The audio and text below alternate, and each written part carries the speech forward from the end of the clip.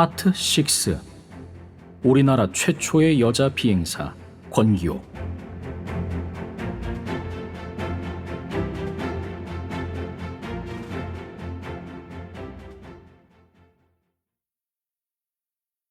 유관순이 태어나기 한 해 전인 1901년 평양에서 여자아이 하나가 태어났다. 또 다른 독립운동가, 그리고 우리나라 최초의 여자 비행사 권기옥이었다. 그해 1년 사이로 남쪽 지역에서는 유관순이, 북쪽 지역에서는 권기옥이 각각 그 지역의 대표적인 여성 독립운동가로 태어나 조국의 독립을 위하여 항일투쟁에 앞장선 것이다. 1. 권기옥이 걸어온 길. 권기옥은 아버지 권동각과 어머니 장문명 사이에서 7명의 자식 중 넷째로 태어났다. 그녀가 7살이던 해 마을에 장티푸스가 돌았다. 당시 전국적으로 112명이 이 병으로 사망했다. 장티푸스는 전염성이 강해서 사람들은 이 병에 걸린 환자들이 소생 가능성이 없어 보이면 멀리 내다버렸다. 가족도 어쩔 수 없었다. 권기옥도 장티푸스에 걸렸으나 내다 버려지기 직전 살아났다. 그녀의 가족들이 날이 밝는 대로 그녀를 내다 버리려고 했는데 그날 새벽에 자리에서 일어났다. 극적으로 목숨을 건진 것이다. 그녀의 끈질긴 목숨은 이때부터 시작되었다. 그녀에게는 갈내라는 이름이 있었다. 아들을 기다렸던 아버지가 딸을 낳자 서운하여 가라라는 뜻으로 지은 이름이었다. 그녀의 집안은 가난했다. 아버지가 투전판에서 재산을 다 탕진하는 등 가족 모두가 어렵게 생활했다. 그녀는 언니나 동생들과는 달리 제때 학교에 가지 못하고 은단 공장에서 은단을 만들고 모자를 만들어 팔다가 11살 되던 해에 숭현소학교에 입학했다. 소학교에 다니면서 집안 살림을 도맡아야 했다. 병약한 어머니 대신 빨래와 바느질을 해야 했고 동생들을 업어 키웠다. 그러나 학교 성적은 항상 상위권이었다. 특히 수학과 과학을 잘했던 그녀는 1918년 4월에 숭의여학교 3학년에 편입할 수 있었다.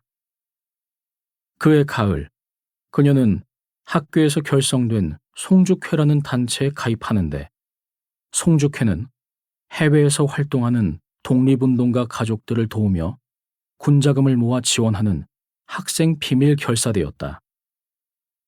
이것으로 그녀는 조국의 항일 독립운동에 첫 발을 내딛게 되는 것이다.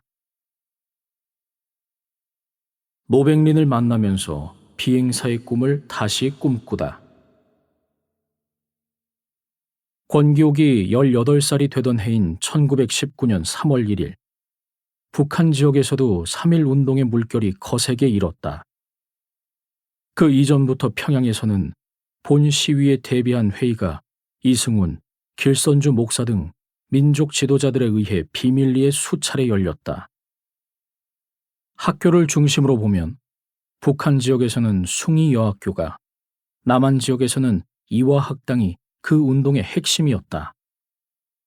그해 1월 21일에 있었던 고종의 승하 소식은 전 국민을 분노와 슬픔에 빠뜨렸으며 그때부터 숭의여학교 학생들은 소복을 입고 검은 댕기를 매기 시작했다. 3월 1일 정오, 평양 시내 각 교회가 일제히 타종하는 것을 신호로 숭덕학교 교정에서 그리고 각 교회에서 시작된 시위 행진은 대한독립 만세라는 함성의 물결을 타고 평양 시내로 향했다.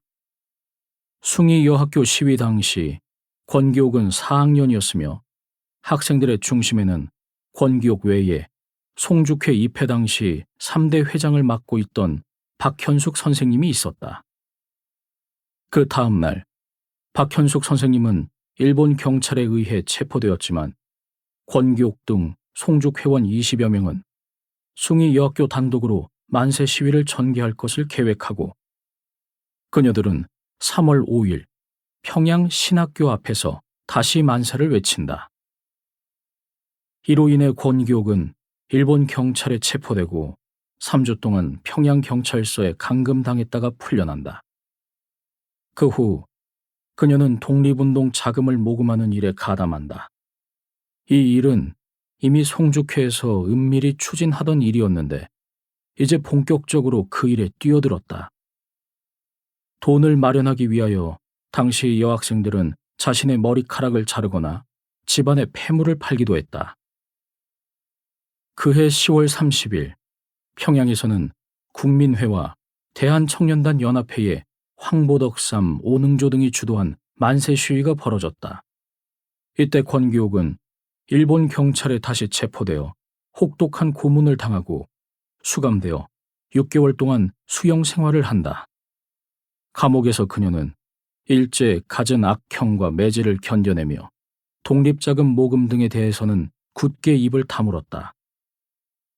이때부터 권기옥은 일본 형사들 사이에서 독한 년이라는 소문이 나기 시작한다.